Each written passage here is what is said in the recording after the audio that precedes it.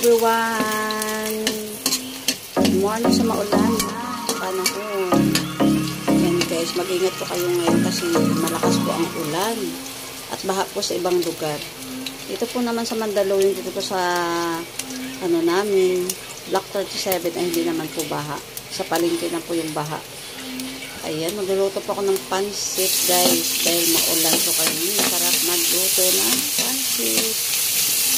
Ginisa ko po muna yung bawang sibuyas. Kanina po yung konting manok lang po guys kasi nagkamali po yung aking anak pagbili. And guys, nilagay ko na po yung kikiam po kasi konti lang po yung kanyang sahog na manok. Kasi sabi ko sa anak ko, bumili siya ng baboy, eh mali po yung nabili niya. Ayan. Araw-araw po kami pansit. Kahapon pansit kami. Ngayon po yung kanton po yan, yung natira po ng birthday. Ayan po guys. Itong lutuin po namin ngayon. Sarap po yun sa maulan. Ayan guys, maulan po ngayon. Malakas po ang ulan. Bahaan na po sa ibang lugar. Ayan, mag-ingat po tayo guys. At lagi po tayong magdala ng payong para hindi tayo magkasakit. Ayan, kapag nabasa po tayo ng ulan, maligo po agad para maiwasan po natin magkasakit.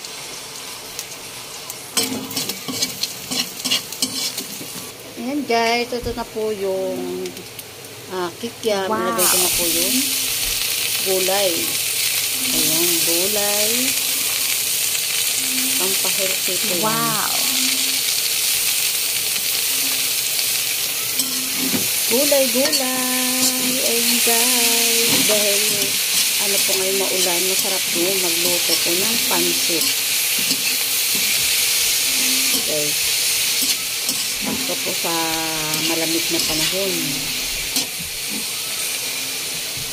Next po ay lalagyan po natin ng black pepper. Lagyan na rin natin ng salt saka konting toyo. Mamaya na ako guys maglagay ng pampalasa kapag masala na po yung tubig, yung kanyang sabaw. Kasi pag naluto po yan, separate ko po siya. Ayoko po kasi yung sinasabay ko sa tubig. Kasi ma-overcook yung gulay. Ayan na po. Luto na po ang gulay. Ayan. Tatanggalin ko na po siya sa kawali. Ayan guys, nagpakulo na po ako ng tubig po. Nilagay ko po yung nor cubes at toyo. Pag kumulo po yan guys, pwede na po ilagay yung pansit, canton. Next po ay black pepper.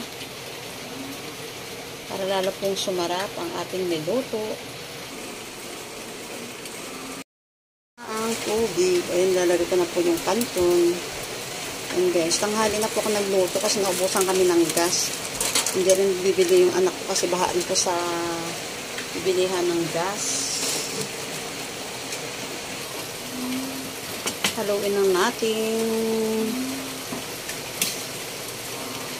Ay, maraming sabaw, maraming tubig. Ma-absorb pa po kasi yun guys.